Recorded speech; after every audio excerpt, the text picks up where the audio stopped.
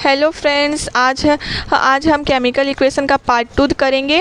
और जिन लोगों ने मेरे केमिकल इक्वेशन का पार्ट 1 वीडियो नहीं देखा है सो प्लीज़ पहले वो केमिकल इक्वेशन का पार्ट 1 देख लीजिए, फिर आप ये पार्ट 2 देखना सो डैट कि आपको ज़्यादा अच्छे से समझ आएगा। तो चलिए अब हम क्वेश्चन नंबर 1 स्टार्ट करते हैं। तो हमारा क्वेश्चन नंबर 1 है CaCl2 plus AgNO3 gives CaNO3 whole twice plus AgCl। Okay तो मैंने आपको पार्ट 1 के वीडियो में मैंने आपको बताया था कि ये जो लेफ़्ट हैंड साइड होता है उसे हम रिएक्टेंट कहते हैं और ये जो राइट हैंड साइड होता है उसे हम प्रोडक्ट कहते हैं। तो चलिए अब हम इसे लेफ़्ट हैंड साइड मान लेते हैं और इसे राइट हैंड साइड मान लेते हैं। तो पहले हम क्या करते हैं, पहले लेफ़्ट हैंड साइड में हम देखेंगे कि कौन कौन से एटम्स प्रेजेंट हैं। ओके तो देख लेते हैं। ये Ca प्रेजेंट है, कैल्शियम, तो लिख लेते हैं Ca। और क्या प्रेजेंट है, Cl2 मतलब कि क्लोरीन प्रेजेंट है, तो क्लोरीन भी लिख लेते हैं। और क्या प्रेजेंट है, Ag सिल्वर प्रेजेंट है, तो फिर Ag भी लिख लेते हैं।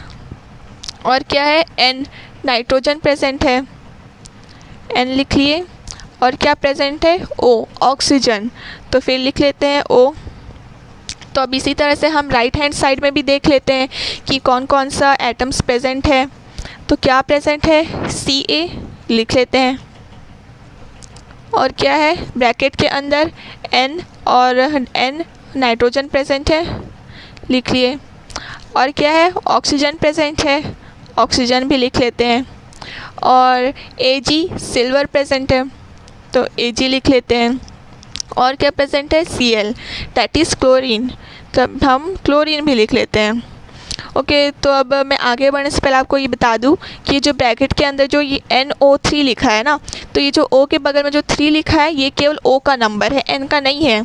और ये जो ब्रैकेट के बाहर जो ये 2 लिखा है, ये 2 ये ब्रैकेट के अंदर जो भी एलिमेंट है N और O ये 2 दोनों के ऊपर लागू करेगा। ओके अब हम देखते हैं कि लेफ़्ट हैंड साइड में सारे एटम्स कितने नंबर में प्रेजेंट हैं। तो पहले हम स्टार्ट करते हैं कैल्शियम से। तो देखिए यहाँ पर कैल्शियम के कितने एटम्स से पूरा यहाँ से लेकर आप पूरा यहाँ तक देख लीजिए, पूरे लेफ़्ट हैंड साइड में देख लीजिए कि कैल्शियम के कितने एटम्स प्रेजेंट हैं। देखिए यहाँ पर केवल एक ही एटम प्रेजेंट है कैल्शियम का, तो लिख लेते हैं 1। अब क्लोरीन देखते हैं। अब यहाँ से लेकर पूरे लेफ़्ट हैंड साइड में अब टोटल क्लोरीन कितने प्रेजेंट है देखते हैं। देखो अब यहाँ पर Cl2 लिखा है, मतलब कि क्लोरीन 2 नंबर में प्रेजेंट है, मतलब कि 2 क्लोरीन के एटम्स प्रेजेंट है। ओके तो अब यहाँ पर 2 लिख लेते हैं। अब देखते हैं Ag दैट इज़ सिल्वर। यहाँ पर सिल्वर के कितने एटम्स प्रेजेंट हैं, एक एटम प्रेजेंट है, तो यहाँ पर 1 लिख लेते हैं। अब देखते हैं नाइट्रोजन का तो एक एटम प्रेजेंट है, ये देख लीजिए, तो 1 लिख लेते हैं। और ऑक्सीजन का देख लीजिए, ऑक्सीजन के कितने एटम्स प्रेजेंट है, O3 है, मतलब कि 3 एटम्स प्रेजेंट है ऑक्सीजन के, तो 3 लिख लेते हैं। अब इसी तरह से राइट हैंड साइड में भी कर लेते हैं। अब देख लीजिए ये जो कैल्शियम है, यहाँ पर कैल्शियम के एक ही एटम प्रेजेंट है, तो यहाँ पर 1 लिख लेते हैं। अब नाइट्रोजन का पूरे राइट हैंड साइड में देख लीजिए नाइट्रोजन के कितने एटम्स प्रेजेंट है। यहाँ पर देखो मैंने बताया था कि बाहर जो नंबर लिखा रहता है, जो देखो ये N क्या है, ब्रैकेट के अंदर है और ब्रैकेट के बाहर ये 2 है, तो ये जो 2 है ये दोनों एटम्स पे ये 2 नंबर लागू होगा। ओके तो मतलब कि ये 2 है तो भी N का कितना हो जाएगा, मतलब N भी 2 है, तो मतलब कि N के 2 एटम्स प्रेजेंट हैं, तो ये 2 हो गया। अब ऑक्सीजन का देखिए, अब देखो ब्रैकेट के अंदर ऑक्सीजन O3 है और बाहर क्या है, ब्रैकेट के बाहर 2 लिखा है। तो मैंने क्या कहा था कि जो बाहर ब्रैकेट के बाहर जो नंबर लिखा रहता है वो ब्रैकेट के अंदर जितने भी एटम्स रहते हैं उन दोनों पे लागू करता है, राइट। तो देखो अब O का अंदर 3 है और बाहर 2 है, तो अब ऑक्सीजन के टोटल कितने एटम्स हो गए राइट हैंड साइड, ये 3 और ब्रैकेट के बाहर 2, तो 3 2 ज़ा 6।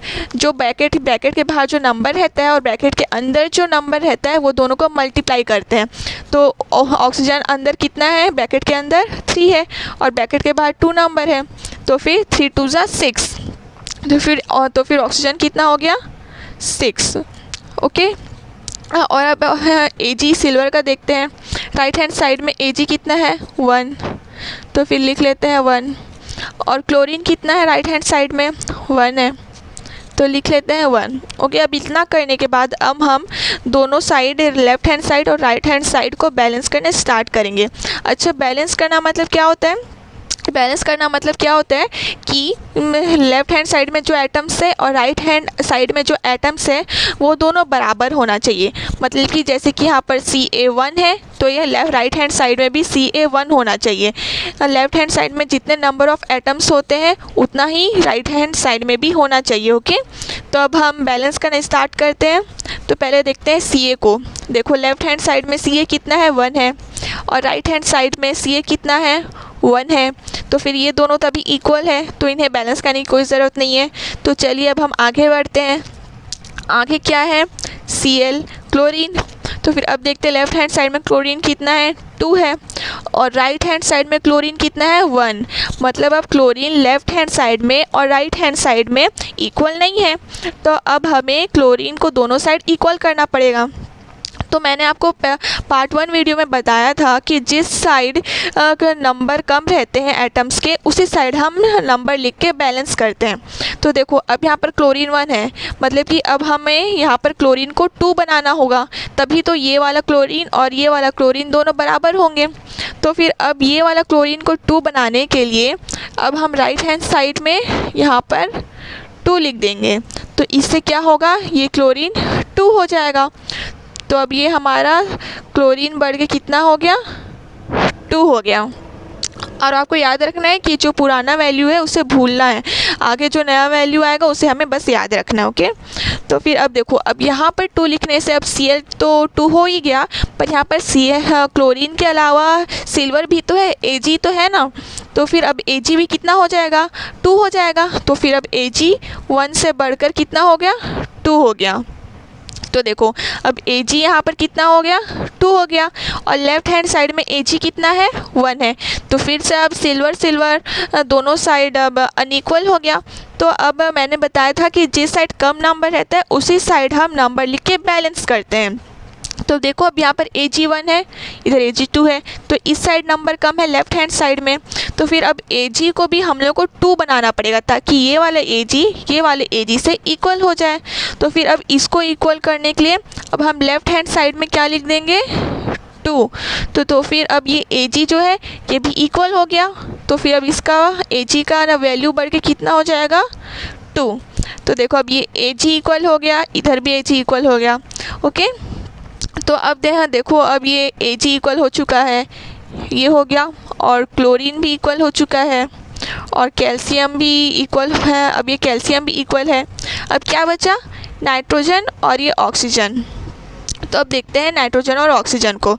तो अब देखो, अच्छा यहाँ पर देखिए, यहाँ पर मैंने Ag के आगे 2 लगाया ना, तो फिर अब ये जो 2 आगे लगाया तो ये वाला 2 ये नाइट्रोजन और ऑक्सीजन पे भी तो लागू होगा। तो फिर अब यहाँ पर नाइट्रोजन का वैल्यू 2 हो जाएगा, क्योंकि हम लोग 2 लिख दिए, तो नाइट्रोजन का वैल्यू बढ़ के कितना हो जाएगा, 2। और यहाँ पर O भी तो है ऑक्सीजन, तो अब यहाँ पर O3 है, और यहाँ पर हमने आगे 2 लिख दिया। तो फिर अब ऑक्सीजन का वैल्यू कितना था, हमारा 3 था पहले, तो अब यहाँ पर 2 लिखने से ऑक्सीजन का वैल्यू भी बढ़ जाएगा। तो अब यहाँ पर O3 है, आगे 2 है, तो ये दोनों को मल्टीप्लाई कर दीजिए, 3 2 ज़ा 6। तो फिर इसका वैल्यू भी कितना बढ़ गया, 6, ये हुआ। तो इस तरह से हमारा नाइट्रोजन और ऑक्सीजन भी बैलेंस हो गया। ये देखिए N2 है, बैलेंस हो गया। O कितना है, 6 है, यहाँ पर भी O 6 है, बैलेंस हो गया। अब देखिए, अब हर कुछ बैलेंस हो गया। यहाँ पर Ca कितना है, 1 है, यहाँ पर भी Ca कितना है, 1 है।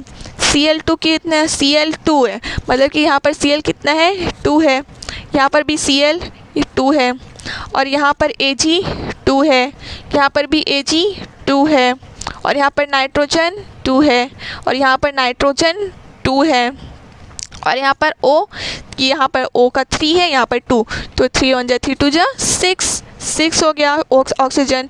और यहाँ पर ऑक्सीजन, यहाँ का 3, O का 3, और ये बाहर ब्रैकेट के बाहर 2, तो 3 2 जा 6, तो ये ऑक्सीजन भी 6 हो गया। तो इस तरह से हमारा अब ये इक्वेशन बैलेंस हो चुका है। ओके, तो चलिए अब हम अपना नेक्स्ट क्वेश्चन देखते हैं। चलिए अब हम नेक्स्ट क्वेश्चन करते हैं। तो हमारा नेक्स्ट क्वेश्चन है PCl5 plus H2O gives H3PO4 plus HCl।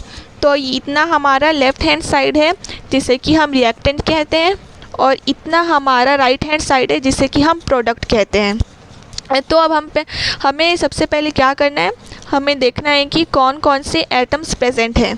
तो अब सबसे पहले हम लेफ़्ट हैंड साइड में देखेंगे कि कौन कौन सा एटम प्रेजेंट है। तो चलिए देखते हैं क्या है। सबसे पहले P मतलब कि फॉस्फोरस प्रेजेंट है, तो लिख लेते हैं P। और क्या है, क्लोरीन। अब देखिए पूरे लेफ़्ट हैंड साइड में क्लोरीन प्रेजेंट है, तो फिर क्लोरीन लिख लेते हैं।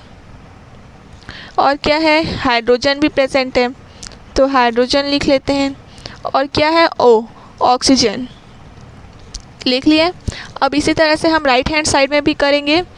अब राइट हैंड साइड में क्या है, हाइड्रोजन लिख लेते हैं, हाइड्रोजन। और क्या है, P, फॉस्फोरस लिख लेते हैं। और क्या है, O, ऑक्सीजन लिख लेते हैं। और H तो लिख लिए हैं, और अब Cl, हाँ क्लोरीन लिखना है, ये हो गया क्लोरीन। अब हम इतना कर लिए। अब हमें देखना है कि सारे एटम्स कितने नंबर में प्रेजेंट हैं। तो चलिए पहले हम लेफ़्ट हैंड साइड से स्टार्ट करते हैं। तो देखते हैं P, फॉस्फोरस। देखिए पूरे लेफ़्ट हैंड साइड में टोटल फॉस्फोरस के कितने एटम्स हैं। तो देखो केवल एक ही फॉस्फोरस के एटम है P, तो लिख लेते हैं 1। अब क्लोरीन का देखना है। क्लोरीन यहाँ पर Cl5 है, मतलब कि यहाँ पर क्लोरीन के कितने एटम्स प्रेजेंट है, 5, तो लिख लेते हैं 5। और अब यहाँ पर हाइड्रोजन, अब हाइड्रोजन H2 लिखा है, मतलब कि टोटल हाइड्रोजन के कितने एटम्स हैं, 2, तो अब लिख लेते हैं 2। अब ऑक्सीजन का देखते हैं। अब यहाँ पर ऑक्सीजन के कितने एटम्स हैं पूरे लेफ़्ट हैंड साइड में, 1, तो फिर लिख लेते हैं 1। अब इसी तरह से राइट हैंड साइड में भी हमें करना है। तो देखते हैं पहले हाइड्रोजन। तो अब देख लीजिए, अब इधर भी हाइड्रोजन है और इधर भी हाइड्रोजन है। तो अब देखिए बीच में प्लस का साइन है, मतलब इधर जितना हाइड्रोजन रहेगा और इधर जितना हाइड्रोजन रहेगा, हमें दोनों को प्लस करना है और फिर total number of hydrogen atoms हमें यहाँ लिखना है। तो देखिए यहाँ पर हाइड्रोजन कितने एटम्स हैं, यहाँ H3 लिखा है, मतलब कि यहाँ पर हाइड्रोजन के 3 एटम्स हैं। और इधर H, यहाँ पर केवल सिंगल H लिखा है, यहाँ पर कोई नंबर नहीं है, ना आगे है ना नीचे है, मतलब कि हाइड्रोजन के केवल सिंगल एटम इधर प्रेजेंट है। तो अब यहाँ का 3 हाइड्रोजन एटम और यहाँ का 1 हाइड्रोजन एटम को प्लस करेंगे तो कितना होगा, 4। तो फिर अब हम यहाँ पर लिख लेते हैं 4। अब यहाँ पर P, फॉस्फोरस देखते हैं। फॉस्फोरस कितने एटम प्रेजेंट है राइट हैंड साइड में, केवल सिंगल एटम प्रेजेंट है, तो लिख लेते हैं 1। अब ऑक्सीजन का देखते हैं। अब राइट हैंड साइड में ऑक्सीजन के कितने एटम्स प्रेजेंट है। अब देखो यहाँ पर O4 लिखा है, मतलब कि ऑक्सीजन के 4 एटम प्रेजेंट हैं, तो अब यहाँ पर लिख लेते हैं 4। अब क्लोरीन देखते हैं।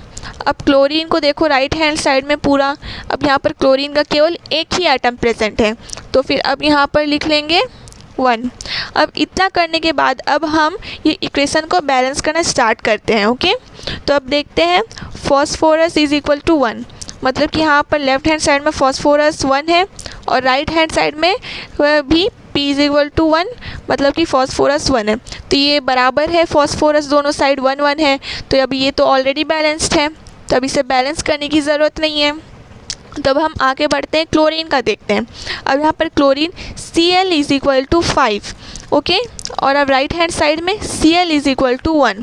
तो अब देखो अब यहाँ पर क्लोरीन अनइक्वल है, तो मैंने बताया था आपको कि जिस साइड कम नंबर रहता है हमें उसी साइड पे हम बैलेंस करना रहता है। ओके, तो अब इधर Cl कितना है, 5, और इधर Cl 1 है, तो अब हमें ये वाले राइट हैंड साइड वाले क्लोरीन को भी हमें 5 करना पड़ेगा, तभी तो दोनों बराबर होंगे, 5 5 दोनों साइडों के। तो फिर अब हम क्या करेंगे, इधर Cl के आगे हम लिख देंगे 5, तो फिर अब क्लोरीन का भी बढ़कर वैल्यू कितना हो जाएगा, 5 हो जाएगा। ओके, तब हो गया ये दोनों बराबर, ये हो गया बराबर, ये भी बराबर। अब देखिए अब यहाँ पर क्लोरीन के साथ साथ तो हाइड्रोजन भी है, तो फिर मतलब अब यहाँ पर 5 लिखने से हाइड्रोजन का भी एटम बढ़ जाएगा। ओके, तो अब देखो यहाँ पर ऑलरेडी H3 था, यहाँ पर ऑलरेडी 3 का हाइड्रोजन का 3 एटम था, और यहाँ पर अब 5 लिख दिए, तो यहाँ पर हाइड्रोजन का कितना एटम हो गया, 5 एटम हो गया। तो फिर अब यहाँ का हाइड्रोजन का 5 एटम और यहाँ का हाइड्रोजन का 3 एटम को प्लस करेंगे तो कितना हाइड्रोजन का एटम हो जाएगा, 8 हो जाएगा। तब ये 4 से बढ़कर हाइड्रोजन का एटम कितना हो गया, 8 हो गया। तो फिर अब देखो, अब राइट हैंड साइड में तो हाइड्रोजन 8 हो गया और अब लेफ़्ट हैंड साइड में हाइड्रोजन का कितना है, 2 है। मतलब अब दोनों साइड अनइक्वल है हाइड्रोजन के एटम्स। तो अब हमें दोनों साइड को बराबर करना है। तो अब देखो लेफ़्ट हैंड साइड में हाइड्रोजन का कम एटम प्रेजेंट है, तो हम लेफ़्ट हैंड साइड बैलेंस करेंगे। तो अब देखो हाइड्रोजन यहाँ पर, ये देखो यहाँ पर हाइड्रोजन है, यहाँ पर ऑलरेडी H2 दिया है। तो अब हम यहाँ H के आगे ऐसा क्या लिखेंगे जिससे कि ये हाइड्रोजन का वैल्यू 8 हो जाएगा, तभी तो दोनों बैलेंस हो गए। तो अब आप सोचिए यहाँ पर क्या लिखेंगे। अब देखो अगर हम यहाँ पर 4 लिख दें तब तो ये बैलेंस हो जाएगा। 4 2 ज़ा 8। देखिए अगर किसी नंबर के आगे किसी भी एटम के आगे कोई नंबर लिखा रहता है, जैसे यहाँ पर 4 लिखा है और उस एटम के नीचे कोई नंबर लिखा रहता है, जैसे H2 लिखा रहता है, तो वो दोनों नंबर को मल्टीप्लाई किया जाता है। ओके। और देखो जैसे कि यहाँ पर हाइड्रोजन H3 है, फिर प्लस का साइन है, फिर यहाँ पर H5 है। तो फिर अब ये जब ऐसे रहता है, यहाँ पर एक H3 फिर बीच में +5, फिर यहाँ पर H का 5 एटम, तो फिर उसे प्लस किया जाता है, बीच में प्लस का साइन है ना, तो उसे प्लस करेंगे। ओके। तो देखो अब हम यहाँ पर 4 लिख दिए H के आगे, तो फिर अब यहाँ पर 4 2 ज़ा 8, मतलब कि अब यहाँ पर भी हाइड्रोजन का आइटम 2 से बढ़ के कितना हो जाएगा, 8। तो अब ये देखो ये भी बैलेंस हो गया, यहाँ पर भी हाइड्रोजन का एटम 8, यहाँ पर भी हाइड्रोजन का एटम 8, ये अब हो गया बैलेंस। अब क्या, अब देखो यहाँ पर 4 लिखने से अब यहाँ पर ऑक्सीजन भी तो है, तो अब ये 4 का नंबर ये हाइड्रोजन के साथ साथ O पे भी तो लागू होगा। तो अब ये O का भी वैल्यू कितना बढ़ जाएगा, 4 बढ़ जाएगा। तो फिर देखो ये O का वैल्यू कितना था, 1, तो ये कितना बढ़ के 4 हो गया। तब हम राइट हैंड साइड देखते हैं। O इज़ इक्वल टू 4, यहाँ पर भी ऑक्सीजन 4, अब यहाँ पर भी अभी ऑक्सीजन अभी 4 हो गया है, तो अब दोनों साइड अब ऑक्सीजन भी बराबर हो गया, तो ये भी बैलेंस हो गया। ओके। तो अब इस तरह से हमारा बैलेंस हो गया। देख लीजिए आप, P1 है, इधर भी P1 है, Cl कितना है, 5 है, इधर भी Cl कितना हो गया, 5 हो गया। अब यहाँ पर हाइड्रोजन, यहाँ पर 4, ये H2, 4 2 ज़ा 8, तो यहाँ पर हाइड्रोजन 8 है। अब इधर देख लीजिए, यहाँ पर H कितना है, 3, और इधर भी H के 5 एटम है। उसके बाद में तो फिर ये 3 और ये 5 प्लस किए तो ये भी 8 हो गया। तो फिर ये हाइड्रोजन इधर 8, इधर भी 8। तो फिर अब ऑक्सीजन देख लीजिए, ऑक्सीजन यहाँ पर 4 है और इधर ऑक्सीजन भी 4 है। तो इस तरह से हमारा ये सेकंड इक्वेशन भी बैलेंस हो गया। तो चलिए अब हम नेक्स्ट क्वेश्चन देखते हैं, थर्ड इक्वेशन को देखते हैं। चलिए अब हम यह केमिकल इक्वेशन का थर्ड क्वेश्चन स्टार्ट करते हैं। तो हमारा थर्ड क्वेश्चन है H3PO4 + KOH gives K3PO4 + H2O। तो अब हम देखते हैं, ये लेफ़्ट हैंड साइड है रिएक्टेंट साइड और ये है राइट हैंड साइड जिसे कि प्रोडक्ट कहते हैं। तो पहले हमें देखना है कि हमें देखना है पहले कि कौन कौन से एटम्स प्रेजेंट हैं। तो पहले हम लेफ़्ट हैंड साइड से स्टार्ट करते हैं। लेफ़्ट हैंड साइड में कौन कौन से एटम्स प्रेजेंट है हमें देखना है पहले। तो देखते हैं कौन कौन से एटम्स प्रेजेंट हैं। हाइड्रोजन प्रेजेंट है, हाइड्रोजन लिख लेते हैं। फॉस्फोरस प्रेजेंट है, लिख लिए। ऑक्सीजन प्रेजेंट है, O, लिख लिए। K, पोटेशियम प्रेजेंट है, लिख लिए। और ऑक्सीजन और हाइड्रोजन तो ऑलरेडी लिख चुके हैं। तो अब इसी तरह से राइट हैंड साइड में भी देखते हैं कि कौन कौन से एटम्स प्रेजेंट हैं। देखते हैं, K, पोटेशियम प्रेजेंट है, लिख लेते हैं। और P, फॉस्फोरस प्रेजेंट है, लिख लेते हैं। और O, ऑक्सीजन प्रेजेंट है, लिख लिए। और H प्रेजेंट है, हाइड्रोजन, लिख लिए। तो देख लीजिए, मैं ये जो यहाँ पर जो रफ वर्क करती हूँ आपको समझाने के लिए करती हूँ। आप प्लीज़ जब एग्ज़ाम में जब आप कोई केमिकल इक्वेशन आप बैलेंस करेंगे तो आप इसे पेन से मत करिएगा, पेंसिल से करके फिर आप बाद में मिटा दीजिएगा सॉल्व करने के बाद। उसके बाद में अब देखते हैं कि सारे आइटम्स कितने नंबर में प्रेजेंट है। लेफ़्ट हैंड साइड में देखते हैं पहले। देखिए यहाँ पर H3 लिखा है और यहाँ पर दो हाइड्रोजन है, एक इधर है एक हाइड्रोजन और एक इधर भी एक हाइड्रोजन है। तो देख लीजिए यहाँ पर H यहाँ H3 लिखा है, मतलब कि यहाँ पर हाइड्रोजन के 3 एटम प्रेजेंट हैं और इधर भी एक H है, यहाँ पर कोई नंबर नहीं लिखा, मतलब कि यहाँ पर हाइड्रोजन का सिंगल एटम प्रेजेंट है। तो इधर का हाइड्रोजन का 3 एटम और इधर का हाइड्रोजन का 1 एटम को प्लस करेंगे तो 3 + 1 हो जाएगा 4। तो अब लिख लिए 4। अब देखते हैं फॉस्फोरस का। यहाँ पर अब एक सिंगल P है, मतलब कि यहाँ पर सिंगल एटम प्रेजेंट है फॉस्फोरस का, तो लिख लेते हैं 1। और अब ऑक्सीजन देखते हैं, यहाँ पर एक ऑक्सीजन प्रेजेंट है, यहाँ पर भी एक ऑक्सीजन प्रेजेंट है, यहाँ पर O4 लिखा है, मतलब कि यहाँ पर ऑक्सीजन के 4 एटम प्रेजेंट हैं और यहाँ पर भी तो एक O है, यहाँ पर कोई नंबर नहीं लिखा, मतलब कि यहाँ पर ऑक्सीजन का 1 एटम प्रेजेंट है। तो यहाँ का ऑक्सीजन का 4 एटम और यहाँ पर ऑक्सीजन का 1 एटम को प्लस करेंगे तो कितना हो गया, 5 ऑक्सीजन का एटम हो गया।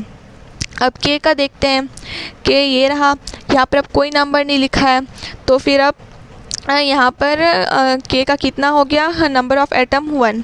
देखिए आपको फिर से कह रही हूँ कि ये जो मैं ये रफ वर्क कर रही हूँ, आप प्लीज़ एग्ज़ाम में ऐसा सो मत करिएगा, करके आपसे पहले पेंसिल से कर लीजिएगा, फिर बाद में मिटा के उसको सही सही लिख लीजिएगा। ओके, अब देखते हैं राइट हैंड साइड का।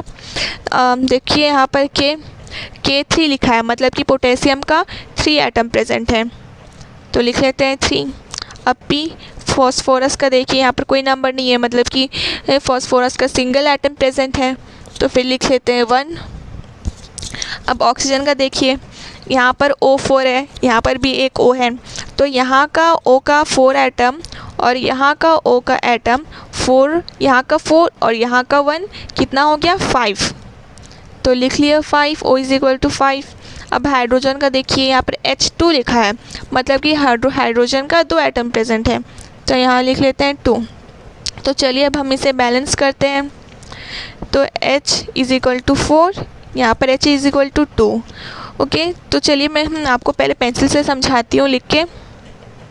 देखिए यहाँ पर H का 4 है वैल्यू, यहाँ पर H का 2 वैल्यू है, तो अब यहाँ जिस साइड कम नंबर रहता है उसी साइड हमें बैलेंस करना होता है। ओके, तो फिर अब ये राइट हैंड साइड के हाइड्रोजन के पास कम नंबर है एटम, तो फिर अब हम राइट हैंड साइड में बैलेंस करेंगे, तो यहाँ पर हाइड्रोजन ये रहा, तो अब हमें सोचना पड़ेगा कि हाइड्रोजन के आगे ऐसा कौन सा नंबर लिखें कि यहाँ का हाइड्रोजन का भी 4 हो जाए वैल्यू, तभी तो ये दोनों बराबर होगा। तो अब देखिए अगर यहाँ पर हम 2 लिख लेते हैं, ये देखिए ये हम यहाँ पर 2 लिख लिए, तो यहाँ पर हम 2 लिखिए, तो फिर अब यहाँ पर ये वाला 2 और ये वाला 2, अब 2 × 2 = 4 हो गया, तो फिर हाइड्रोजन का यहाँ पर एटम बढ़ के कितना हो गया, 4 हो गया।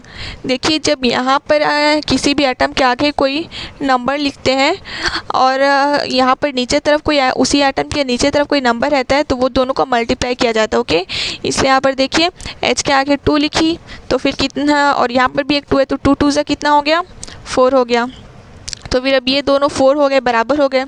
तो अब हम देखते हैं P = 1, P = 1, ये तो बराबर है, इसे बैलेंस करने की कोई ज़रूरत नहीं, तो आगे बढ़ते हैं। O = 5, O = 5। अब देखिए अब ये दोनों भी तो बराबर है, तो इसे करने की कोई ज़रूरत नहीं है। तो फिर अब अब पोटेशियम का देखते हैं। यहाँ पर लेफ्ट हैंड साइड में पोटेशियम कितना है, 1 है, राइट हैंड साइड में पोटेशियम कितना है, 3 है। तो जिस साइड कम नंबर रहता है उसी साइड बैलेंस किया जाता है। तो फिर अब लेफ्ट हैंड साइड में पोटेशियम का नंबर कम है, तो अब हमें ये वाले पोटेशियम को भी 3 करना पड़ेगा, तभी तो ये वाला पोटेशियम भी 3, लेफ्ट हैंड साइड का पोटेशियम जो है वो राइट हैंड साइड के पोटेशियम के इक्वल होगा। तो फिर अब यहाँ पर हम लिख लेते हैं, रुकिए, अब हम यहाँ पर लिख लेते हैं 3, तो अब इसका वैल्यू बढ़ के कितना हो जाएगा, 3। तो फिर अब ये देखिए ये वाला 3 बराबर हो गया। लेकिन अब आपको ध्यान देना होगा कि अब यहाँ पर 3 लिखने से अब यहाँ पर OH भी तो है, तो फिर ये वाला नंबर ये O और H के ऊपर भी तो लागू होगा, तो अब ये ऑक्सीजन और हाइड्रोजन का भी नंबर ऑफ एटम इंक्रीज़ होगा। तो देखिए अब यहाँ पर ऑक्सीजन का कितना हो गया, नंबर ऑफ़ एटम 3 हो गया। ये देखिए ये जो 3 है ये वाला नंबर ये दोनों पे भी लागू होगा, तो फिर ऑक्सीजन का भी कितना होगा ना, 3 हो गया, हाइड्रोजन पे भी ये 3 नंबर लागू होगा। ओके, तो फिर अब देखिए ऑक्सीजन और हाइड्रोजन का नंबर ऑफ़ एटम इंक्रीज़ होगा, यहाँ पर O4 है, यहाँ पर ऑक्सीजन का 4 एटम, यहाँ पर ये जो 3 है इसका ये नंबर भी ऑक्सीजन पर लागू होगा, इसलिए ऑक्सीजन का नंबर ऑफ़ एटम कितना हो जाएगा, यहाँ पर 3 हो जाएगा। तो फिर यहाँ का 3 और यहाँ का ऑक्सीजन का 4 कितना हो गया, 7 हो गया। तो फिर ये बढ़ के कितना हो गया, 7। अब यहाँ पे हाइड्रोजन भी है, तो अब यहाँ हाइड्रोजन भी अब 3 हो गया है।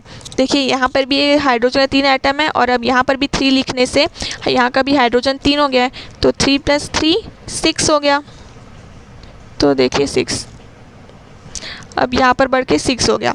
तो अब देखिए ये हाइड्रोजन और अब ये हाइड्रोजन और ऑक्सीजन अब अनइक्वल हो गया है, तब ये दोनों को भी बैलेंस करना पड़ेगा, राइट। तो फिर अब देखते हैं, अब यहाँ हाइड्रोजन 6 हो गया, तो देखो यहाँ पर हाइड्रोजन 4 है, तो अब हमें ये हाइड्रोजन को 4 से 6 करना पड़ेगा। तो अब देखिए, अब यहाँ पर शुरू में हमने 2 लिखा था, लेकिन सिंस अब यहाँ लेफ्ट हैंड साइड में 6 हो गया है बढ़ के हाइड्रोजन का, तब हमें इसे भी 6 करना पड़ेगा। तो फिर अब ये 4 था, तो अब ये सोचिए, अब अब यहाँ पर 4 हो गया, तो अब हमें इसे 6 करना है।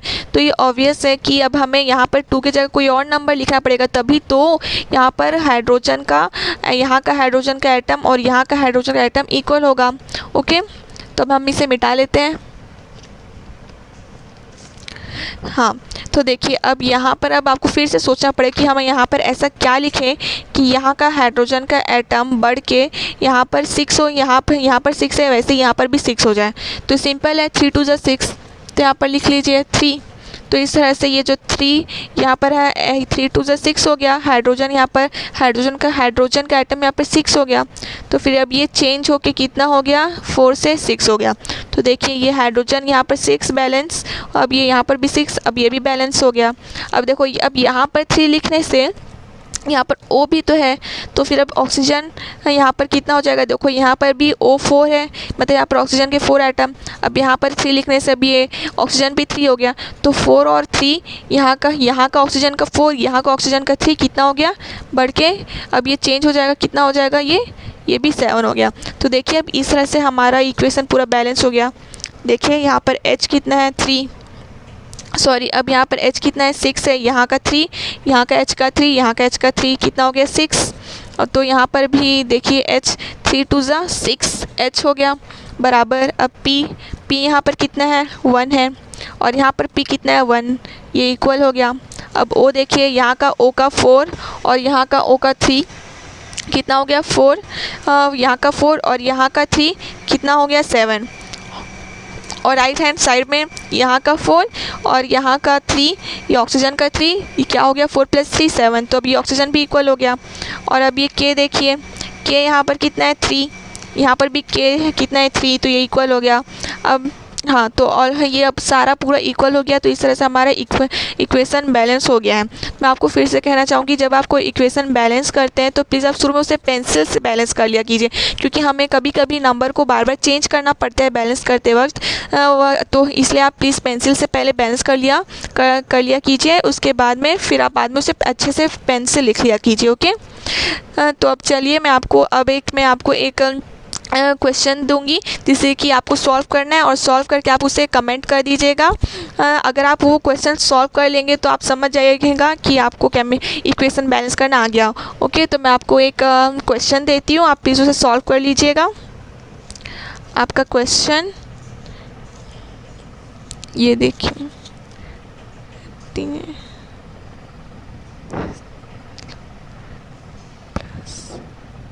H2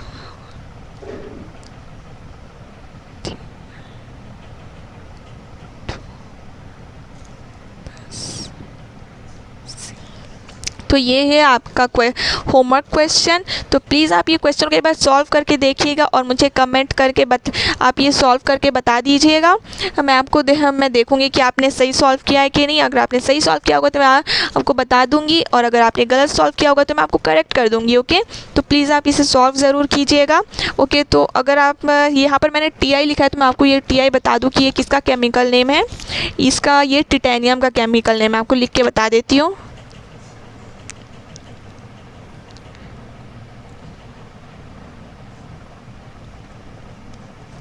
ये टिटेनियम का केमिकल नेम है। ओके, तो अब आप इसे प्लीज़ सॉल्व कर लीजिएगा। तो अब ये यहीं पर मैं ये वीडियो एंड करती हूँ। तो चलिए बाय।